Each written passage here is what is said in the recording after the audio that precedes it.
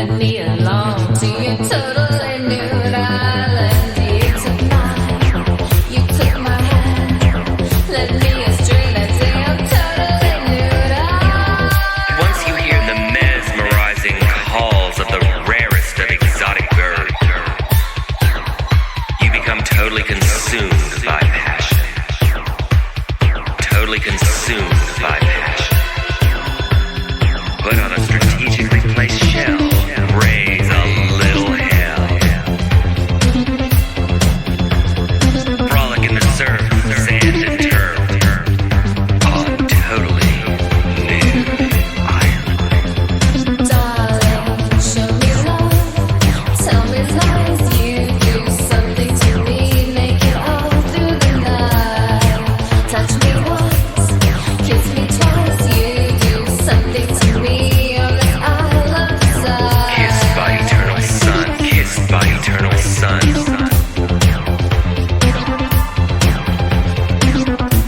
A few miles north of the Tropic of Desire.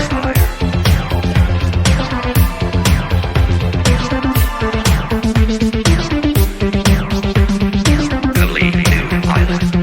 Totally new island. Totally new island. Totally new island. Led me along to your totally nude island.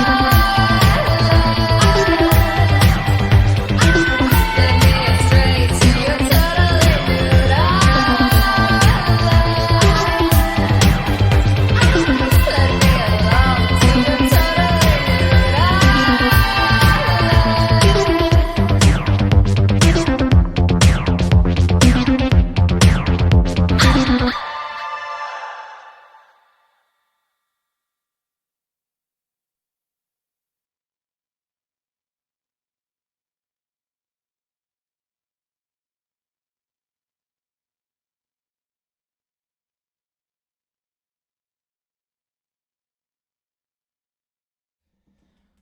Boom, baby.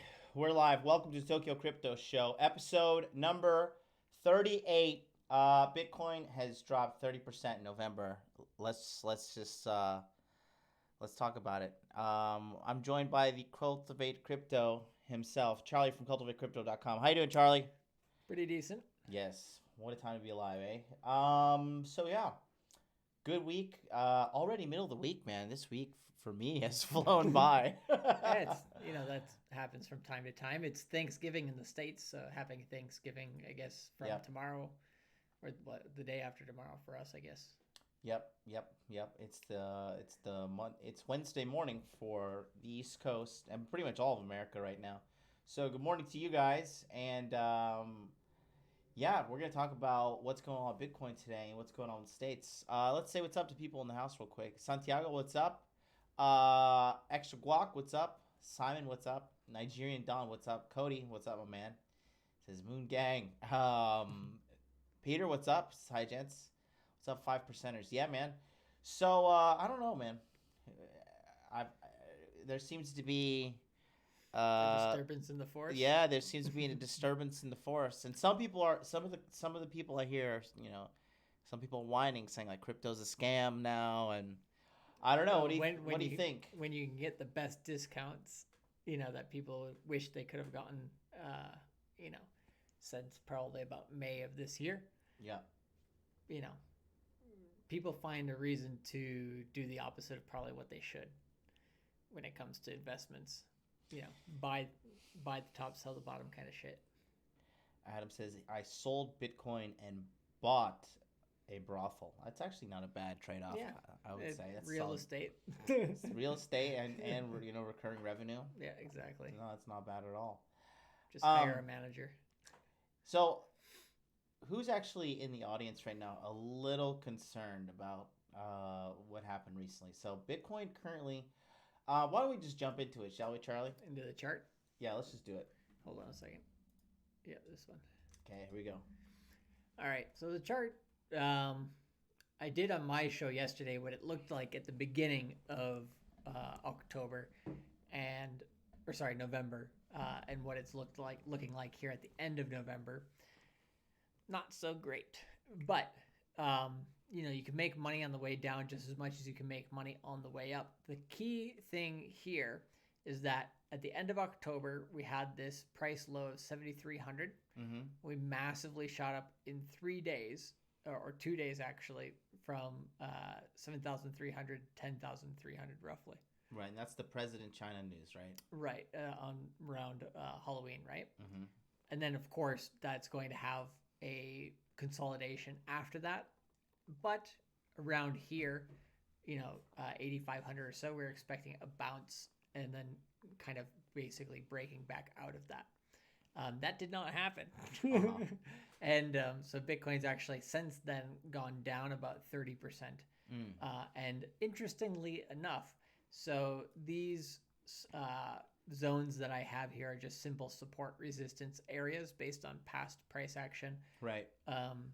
Basically, we were calling the bull market from this resistance zone here, starting at about 3,800, going up to about 4,400. We knew once we broke out above that zone that we're basically out of this bear market into a bull market, and we did that, here within a couple of hours, right, in April.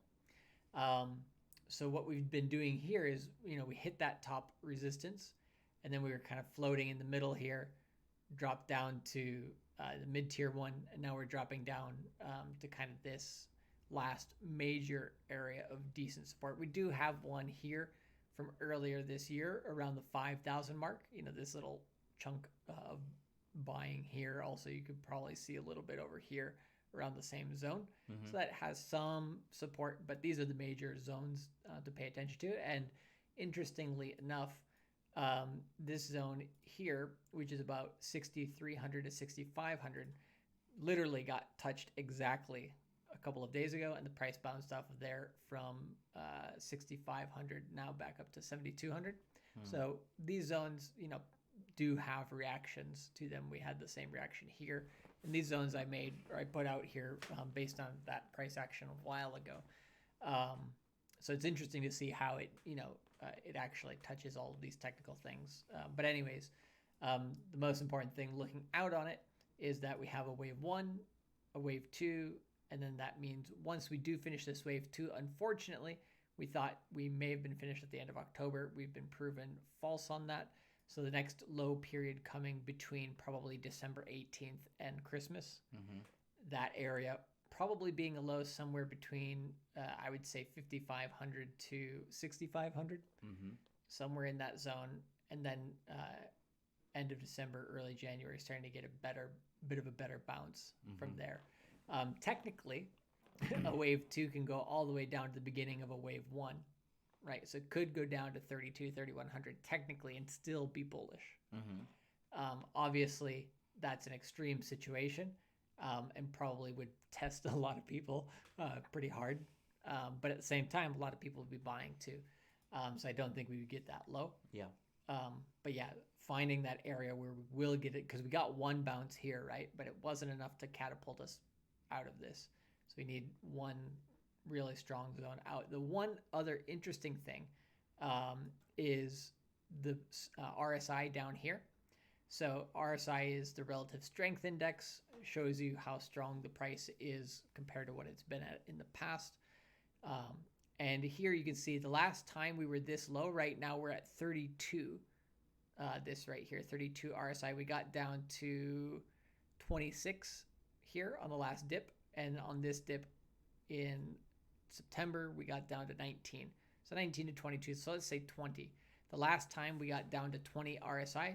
So right, the price here was averaging between 7,700 and 6,500, right?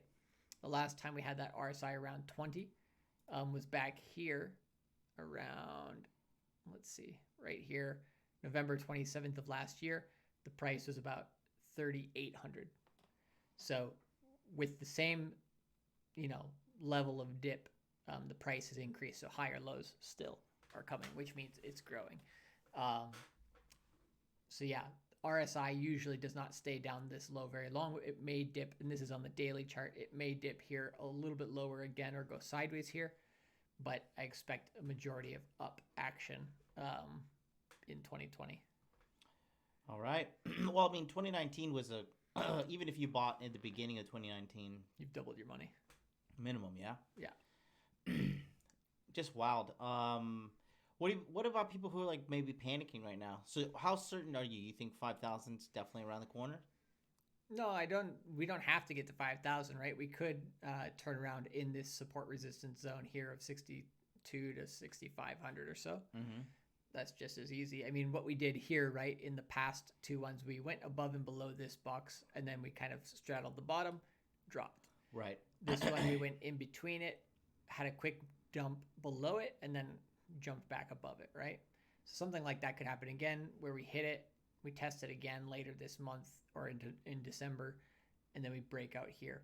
The only thing that would get me bullish earlier than this end of December, early January period, the only thing which would get me bullish earlier is, all right, about here.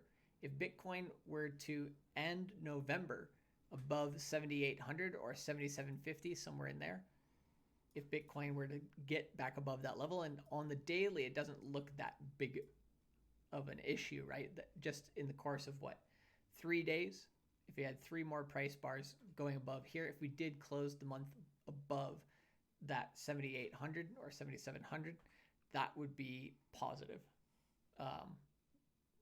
Basically, there's a lot of different reasons why, but the basic reason is the monthly close compared to the 10-day moving average should stay above that 10-day moving average in a bull market. And to do that, we would have to close above the 77, 7,800 area on the monthly chart. So, yeah, otherwise, we could see, some people are saying, well, the monthly chart is showing some pretty bearish signs, which is a high time frame chart, so it has a lot of significance. So if it does not break above that 77, 7,800 level, some people are saying, well, we could be actually in a prolonged bear market type of scenario.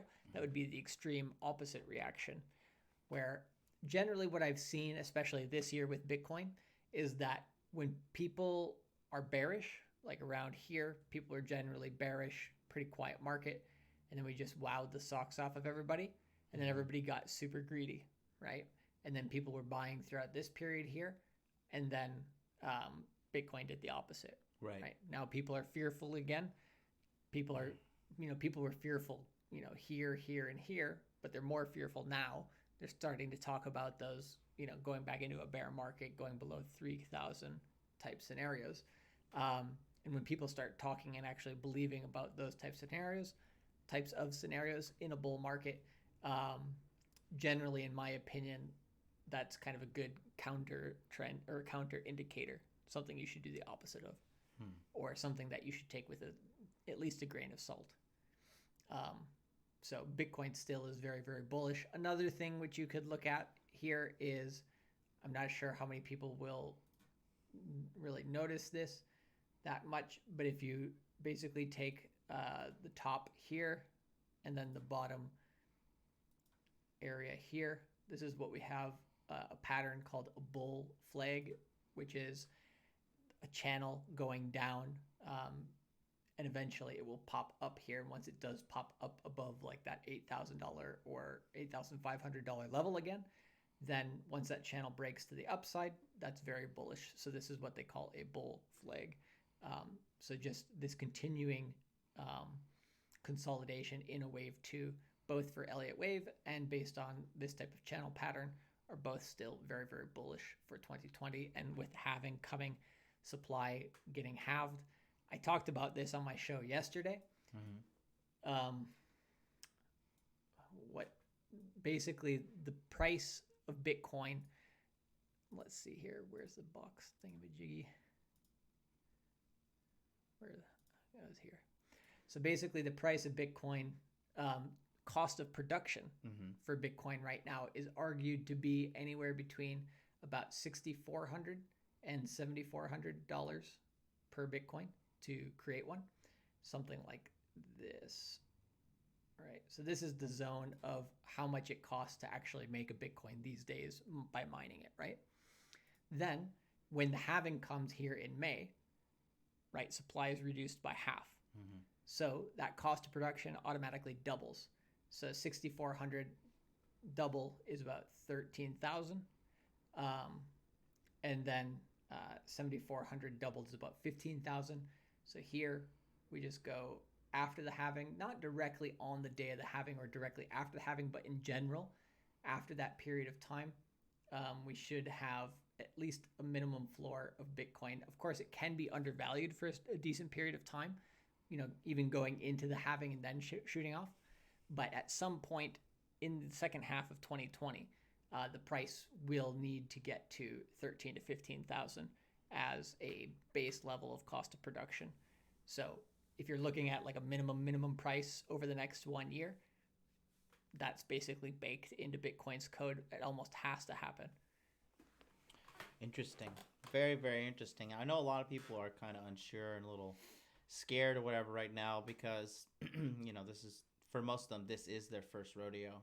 Yeah. But I'm interested to see how this is all going to play out because for me, this year, 2020, it's going to be the year I'm going to make another solid move into real estate.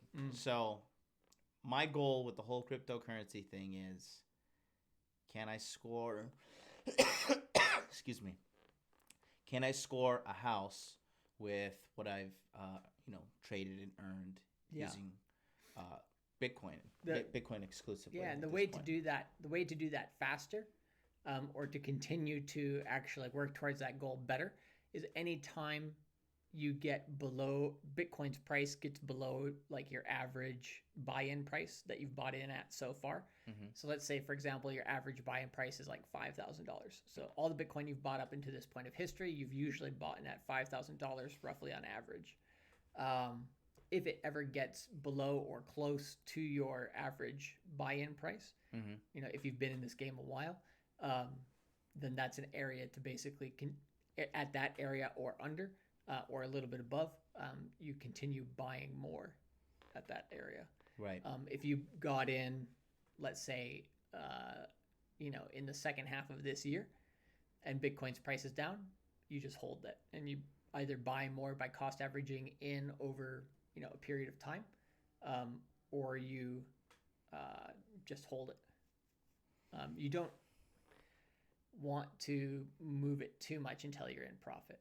Yeah, and that's the biggest problem I think most people have is I think most people when they had, you have to have a sense of control. Like when it was 13,000, most people were like, yeah, I'm gonna have a Lambo again. Yeah. Like they got that mania. We were on the moon for a couple of days. That was fun. Yeah. There's Or a no couple better of weeks, place. actually. No better place than on that moon, man. Yeah, that it's good crypto times. high is one of the best things. If you could bottle that up and sell it on the market, good Lord. But Better than Coca-Cola. better than Coca-Cola, I tell you what. But yeah, having that power and knowing when to make the pull, when to say, okay, this is like when to take profits. I think that's a big problem that a lot of people personally have. Yeah, I think so as well. It's not real until you cash out. Oh, for sure. And a lot of people even can't associate the reality of it until they do that themselves. Yes. They can't think of it in that way as, they think of it as play money or monopoly money. Yeah, until they see they're like, oh shit, I can buy it. It's in my bank account. There's a psychology of physical cash too, like looking at it and feeling it and stuff. Yep. It's really something else. Yeah, so I think the people who, freaking out about Bitcoin, actually the price now is, it's better for people overall, because if every man's opportunity or, best opportunity is to at least own one Bitcoin, well, if it's getting easier, that's actually better in the long, for the long run. It is, and people are still in the profit, even though Bitcoin is at a low, a 30% low at 7,200 right now, about 7,300 almost. Yeah. That's still not bad at all. No, and that's just, but that's in a month, so it is a quicker period of time. But if you take a look here, right, since the 14,000 or 13,800 high in July, from that high to the low is about a 50% drop in price. Yeah. as the maximum high and low that we've experienced so far, which is significant. But when you compare that to going from the low to the high of this year and having that be 300 and almost 50%. What is that? What is that? From 3,000 to 10,000 you have there? Yeah, to 14,000. That's till 10,000 on the screen you got there. No, it's not. It's still This one? 13,600. Oh, this one here. Okay. Yeah, sorry. You can't see. They're all different ones, but this one here that has the percentage is the one from the low to the high. Oh, okay. The high being here. So if something goes up 350% roughly in a year and then goes down 50%, boo fucking who. Yeah. You know? Yeah. Still a bull market. No, yeah, definitely. I love it. I mean, I'm still holding on because I just, this is just a passive thing for me that I just do, and I feel good about, where I am with my old crypto portfolio, if you will. Yeah, just keep adding. Yeah, no, it's definitely a good time.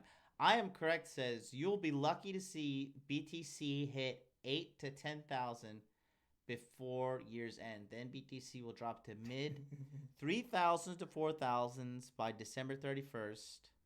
Market, all caps, market.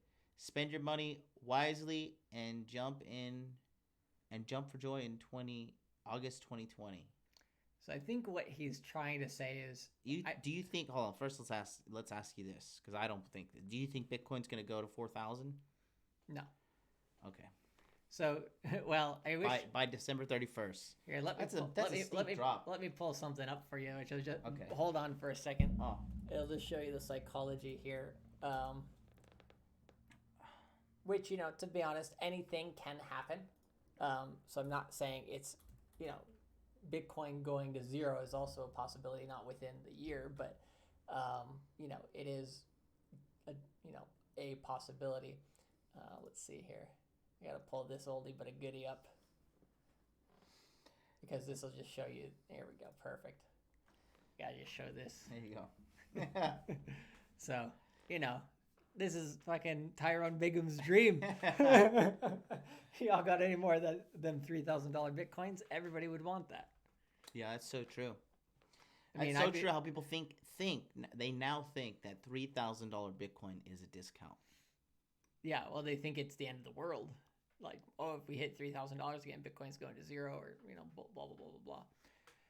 But, anyways, that showing that is just to kind of remind you of that psychology of earlier this year. So what this guy says is you'll be lucky to see Bitcoin hit 8 to 10K before year's end. I would say yes. If we don't, I agree with that. Yeah, if we don't hit 7.7 or 7.8K by the end of this month, which seems hard to do in 3 days, then yes, that's correct. Then Bitcoin will drop to mid 3Ks to low 4Ks. I don't think so. I would say 5.5K, 5,500 at lowest. And then spend your money wisely. I'm thinking he's saying buy Bitcoin at that point. Kind of like Tyrone Bigum's. I don't know what this fucking guy's saying. But anyways, what I just want to say is jump for joy in August 2020. The thing that we can agree on is that Bitcoin will be going up in the second half of 2020 anyways. Like I said, basically it's baked in that Bitcoin will be about $13,000 to $15,000 at least at some point in the second half of next year. And that for this year would be its high period, right? Yep. So, not bad. Spencer says, paying taxes is for betas. That's pretty good. Taxes are a bitch, bro. Taxes are fucking theft, man. Fuck taxes. I don't. Yeah. Pay them, but, do what you want to do at the same time. That's all I have to say on that. 3K Bitcoin is good. Dude, 3K Bitcoin's a fucking dream. Didn't even hit 3K technically when it went down last time. It hit 3.1, right? Really? Yeah. Guys, we're at the halfway mark now, so I just want to tell you real quick. Don't forget on Monday, Body Fitness Max is coming out. You're not gonna want to miss this.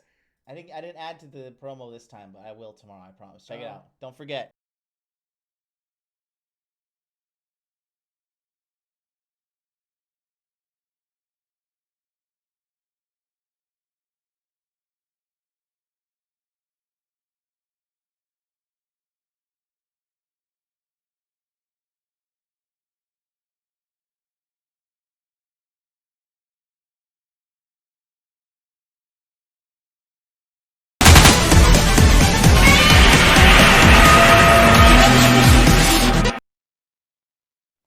be funny. That's right. Don't forget this Monday, December 2nd, which is also my birthday.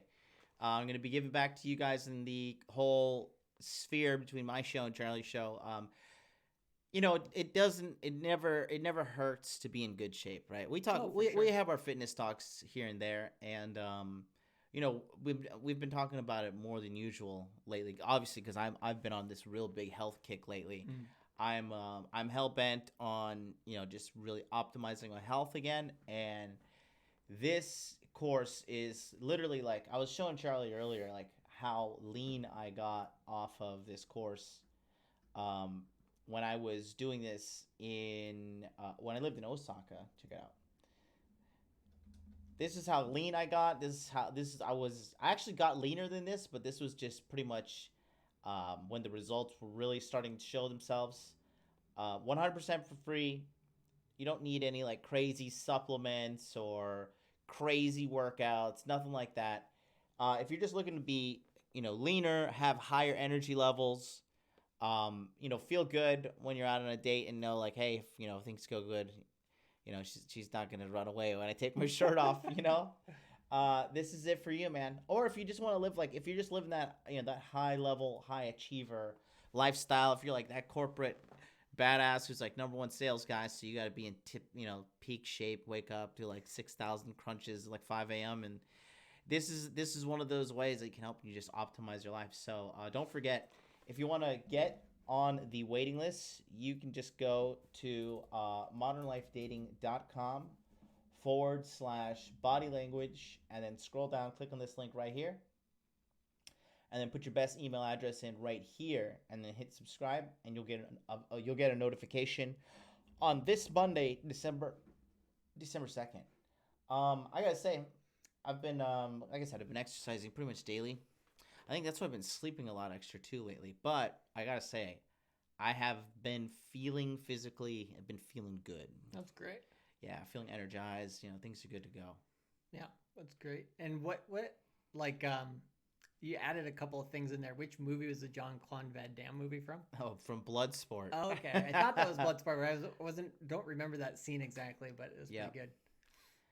That's what it's like to date a girl who has a strong Japanese dad. Takes you out in the back and shows you around. He's like, listen. Start catching the carp. Yep. So, yeah, we got that going on. Don't forget to follow me on Twitter. I think I already said that. We'll check out some memes for the day. It's like some We'll finish it up there. intermission memes. The only thing separating LMAO and Lambo is the B. Buy Bitcoin. This is supposed to be a joke, but this pisses me off, okay? So here we got Wells Fargo, like one of the worst banks ever, right? They're also anti-Second Amendment. So it says, you're approaching the federal regulation D and Wells Fargo limit of 6 transfers and withdrawals per monthly fee period from this savings account. You know what administration did that? What? Do you know which administration put that into effect? No clue. It's fucking Obama administration. That sucks. So there's some regulations saying from your savings account to your checkings account, you're only allowed 6 times a month to do transfers. The fucking government is telling you how much you can transfer from one location to another. Nazis. If you reach the limit, transfers may be declined. If you exceed the limit, a fee will apply. See details below. That's where Wells Fargo loves putting that law into place. Oh, they love their fees. That's how they make all their banks fucking money. do. All banks love their fees. This shit makes me sick to my stomach. Yeah, you know what happened to me when I signed up for Wells Fargo back in college? I went. They signed you up on campus, right? Like, okay, got a free credit card, blah blah blah blah blah. Then, like I noticed in my savings account, like about $25 like missing per month. Look, and it's like some sort of random fee. I had to go to the fucking bank, ask them, what the hell is this fee? They go, oh, that happens every month. The only thing you have to do is transfer from your checking account, from your savings account, send it to your checking account, send about that same amount, $25 to your checking account, and then, before the end of the month, and then send it back. You can set it up automatically to do that at the beginning, and then the fee doesn't exist. It's like, so you have to make me jump through hoops and do, I don't know, like sing a ukulele or some fucking shit, you know? I know. In order to fucking keep my money. It makes me sick. When I went to buy my Rolex, they're like, "Oh, you can only spend $10,000 per day." I was like, fucking excuse me." I was Yep. like, "Who the fuck are you, Mr. Indian call center guy?" Like, what the fuck? And I couldn't believe it because there's no way around it. I'm like, that's why I think that's why most people go to credit cards, because credit cards, if you call them, they'll be like, "Yeah, we'll do whatever." Yeah. As Well, long as you're spending. the system loves having you in debt. Yeah. God, I fucking hate banks so much, dude. I really do. Banks are such shit. I think most people. If you hate the bank, give me a number 2 in the chat. Or if you love your bank, give me number 1. I want to see how the audience feels. I hate Chase. I hate Chase. I hate Wells Fargo. I haven't come across a bank that's worthy of anything. I hear like people say like go to credit unions and Yeah, there's if you different go to things like that. smaller local banks, then yes.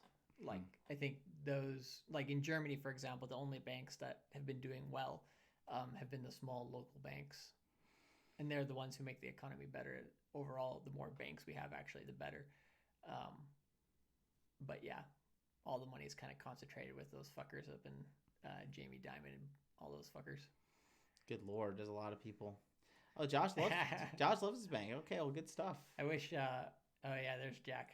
Jack's been on a rant on Twitter recently about his love for negative interest rates in Europe. Oh God. They're basically charging you money to keep your money in a bank for a lot of these countries now. Yeah, use a small local bank. Yeah, exactly. That's the thing right there. That's so true. Yeah. Well, so when we're talking about, when it comes to money, I just feel like if somebody's to make a large amount of money, like the government should stay away. Like, why should, like, because people don't realize how hard it is to make like $200,000 or more alone by yourself, and then after all the hard work, you have to give the government 30 to 40%. 30 or 40% of that money if you don't play any like tax game fuckery, like legal, which you have to do, but or you go to jail. Yeah, well, theoretically, they take a while before they try to put you in jail. I think John McAfee has been dodging taxes for like 20 years. They finally started going after him, and he's apparently running out of the United States, going around to different countries trying not to get caught, which is kind of a funny, interesting drama in and of itself that he's perpetuating it on Twitter. But anyways, I think, they tried to tell you that by force they're going to start taking things away. Do they always do that? Maybe, maybe not. But some of the things that the U.S. government has said recently is that they're trying to back up the claim that Bitcoin and cryptocurrency is an actual national security threat. Oh, great. Because you have control of your money. Can't even solve the drug problem. Can't solve the marijuana problem. Can't solve the school shooting. But Bitcoin, national threat. Exactly. Exactly. But they're just trying to paint this picture, right, of like, oh, if you control your money, then things are going to be shitty, which is just ridiculous. Dude, unbelievable. These people have lost their fucking minds. Yeah, it's been a while. I mean, on my channel, there was this one article from 1988 from The Economist that I've talked about a few times. And it was talking in 1988 about a global money, a global international money being created in the year 2018, or seeing a global scale in 2018. And basically half of what they described was cryptocurrency and Bitcoin. Oh, wow. Really? Yeah, back in 1988. Just traveling around, I do a lot of traveling, obviously. I've been everywhere this year. Having your phone and just knowing you have the safety of some backup on there that nobody knows about. Yep. Obviously if you lose your phone, then you're a real fucking idiot, but Well, then you got your private keys, passwords set aside somewhere, hopefully. Hopefully, right? If you should, do your due diligence and do your, put everything in the correct place. Don't forget your fucking passwords. Yes, definitely. Which is your private key and your actual passwords. Definitely. You can hire, actually, there is a way to get a forensic Bitcoin person to crack into your hard wallet or wherever you keep it. Mm-hmm. They cost a fucking pretty penny of that, whatever chunk they're going to take out. So it is openable by brute force if they have physical access. Interesting. But yeah, if you lost your phone, that'd be another story. But yeah, I mean, Bitcoin is just a response to the fucking fiscal irresponsibility of the governments and the banks worldwide since 2009, if not earlier, in 1988. The reason why that article came out about in The Economist about a global international money is because that was during another recession in 1988, when the economy was absolute shit. But people have seen this as a part of a solution to the problem that we've been having since Nixon took us off the gold standard. People just didn't know how to implement it in a peaceful manner until Bitcoin. I would say it's just very. I'm concerned about, because most people don't know about cryptocurrency. I mean, they have an idea. Well, they heard the word. That's about it. Yeah, but they couldn't. Probably most people couldn't explain how it works and stuff.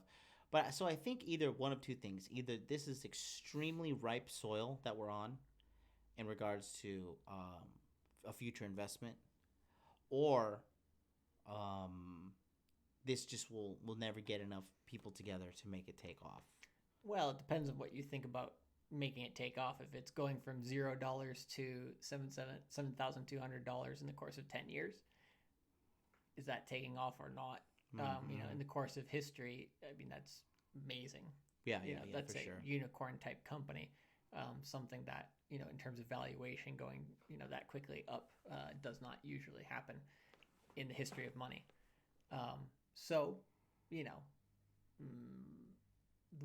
Well, let's just cut to the chase. The price is being suppressed, actually. Right. The U.S. government, the CFTC, they actually came out back in, I think it was 2 or 3 months ago. I talked about this on my show a few times as well. They said, the CME Bitcoin futures contracts being opened at the peak of Bitcoin in 2017 was to pop the bubble, basically, right, to suppress the price. And backed coming out at the end of September. What have we had since that time? And they're the ones that you can buy futures with backed as well. Yes, but they're Bitcoin settled. But from December 9th of this year, they're coming out with cash settled futures contracts through backed. And all of these things are part of the government's attempt as well to control and manipulate the price, or at least stamp down the price as long as they can until the cost of production is automatically baked in with the halving. Mm-hmm. So they know they can't suppress it or hold it down forever, but they know they can a bit because it worked, and they admitted that it worked in 2018. And who was behind that? The CFTC. Is that a government? It's part of a government branch, yeah. The Trade Commission. Okay. Financial and Trade Commission. But yeah, so they said, why did they've done this with gold and silver for years, right? So it's not something that's a similar scarce commodity. Would make sense they would try to do the same thing, and it has been working. Mm-hmm. And they're going to try it again in December 9th, and they're going to try it again early January with the CME, and probably sometime later in 2020. They're going to keep continuing to try and see how long they can actually perpetuate dropping Bitcoin's price every once in a while. So long term, do they have enough money to bury Bitcoin? Actually, the money that they're printing from the Federal Reserve, which is going into different banks and governments and stuff, is actually probably that plus inflation will help Bitcoin only, because the more money there is in the system, basically, the more money that they keep printing, because they are literally printing billions and hundreds of billions of dollars per quarter since September of this year, right? So from September to December, I forget how many billions of dollars, hundreds of billions of dollars they're printed out. Mm-hmm. But that money's some of it's gonna end up in Bitcoin. Right, for sure. Some people are gonna end up buying Bitcoin with it. So will that help Bitcoin's price? Yes. Of course. Then with inflation, right? The U.S. dollar has lost 96% of its value over the last 107 years. If that happens again over the next 100 years, whereas Bitcoin's scarce and compared to dollars especially will continue to go up in price, boom, game over. I mean, that takes 100 years for that shit to happen. But slowly through each decade, it will be in a better place. Also, Bitcoin's inflation, which it has inflation actually right now, but it will eventually have 0% inflation. Bitcoin's inflation will have dropped below the US dollar's currency inflation, average of 2% after the next halving. So actually, Bitcoin will have a financial advantage over fiat currency, especially compared to the US dollar. Like an actual financial advantage in terms of being a harder money. Yeah, that's fascinating. I'm very this whole sphere kind of intrigues me, and that's why I'm part of it. Obviously, in my offline life as well.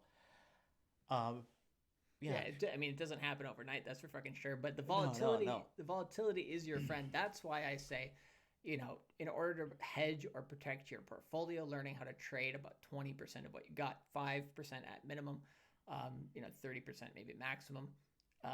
Learning how to understand how to move that, trade that, compound it, or if you don't trade it well and you lose some, that's also a tuition in this financial sphere.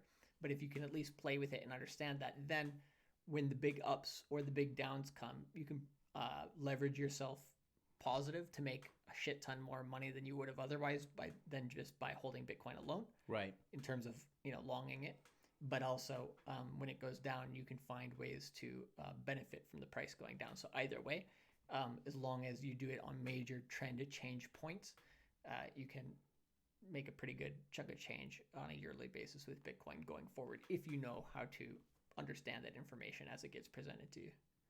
Yeah, no, definitely. I'm looking at what's going on right now, and I don't think I've made a move all year. I think I've just made buy moves, but That's great.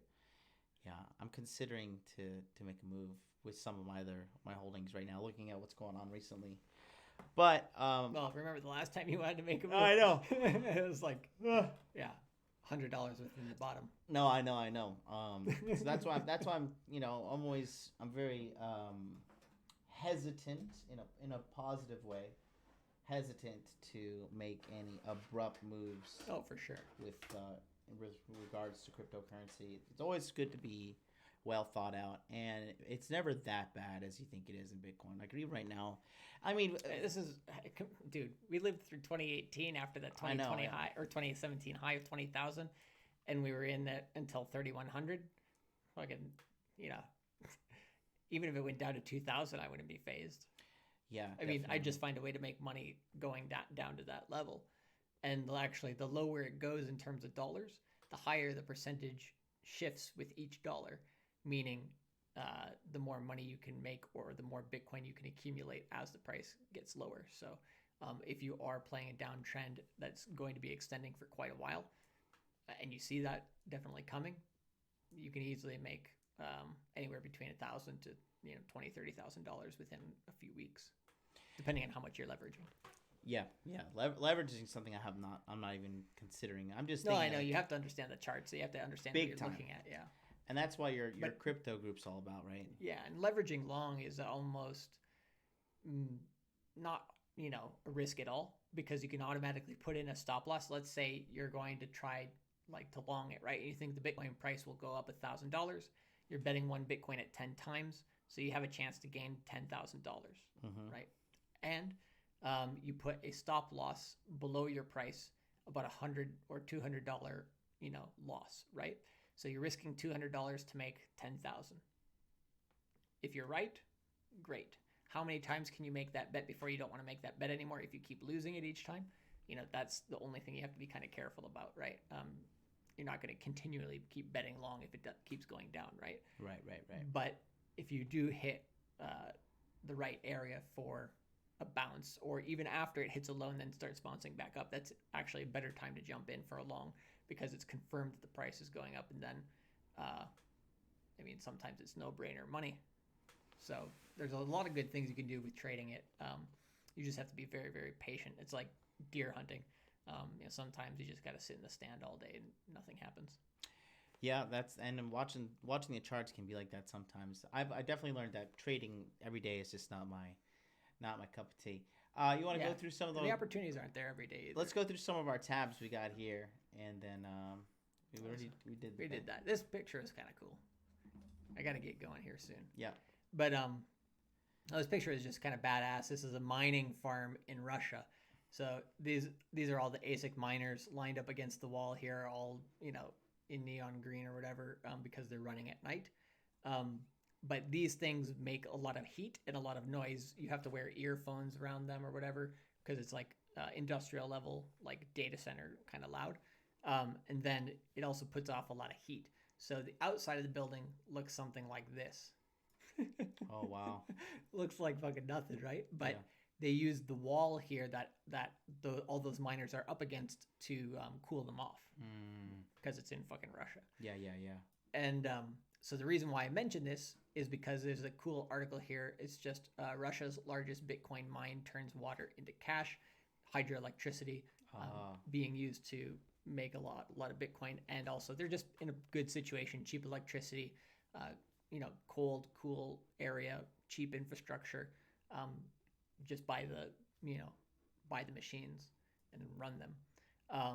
But you'll see here tomorrow, actually yesterday, what I did on my show, on the Cultivate Crypto show, is I talked about miners and what they're thinking is going to happen with Bitcoin going to the halving in 2020.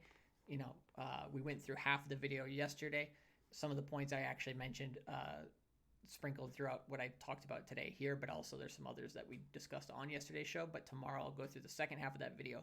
But watch what miners are doing in this market, because if miners are getting more competitive to actually create bigger, larger industrial Bitcoin farms, that's a sign,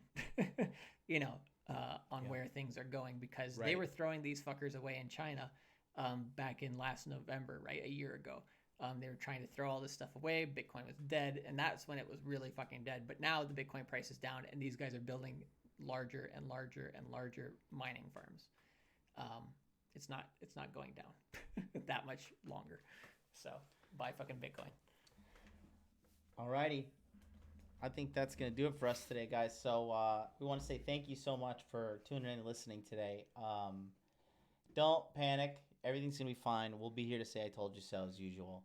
I'm telling you, we're going to be just fine. It's like that star man that Elon Musk sent out into space with on the thing. It's in the front says, "Don't panic." Yeah. Don't panic. Just don't panic. Just keep riding it. So we'll catch you guys tomorrow. Go over to Charlie's channel at Cultivate Crypto. He'll be doing his show tomorrow, 8 a.m. Eastern Standard Time. And then I'll be back here doing my show, Interview with the Man. We're going to talk about something interesting tomorrow, Thursday, 9 a.m. Eastern Standard Time. Don't forget to get on the waiting list for Body Fitness Max. And then Body Language Mastery opens on December 26th. It's going to be December to remember, boys. You're not going to miss out on this one. So, until then, I'll see you next time here on Interview with the Man, Tokyo Crypto Show. Charlie, see you later. Take care, buddy. Peace.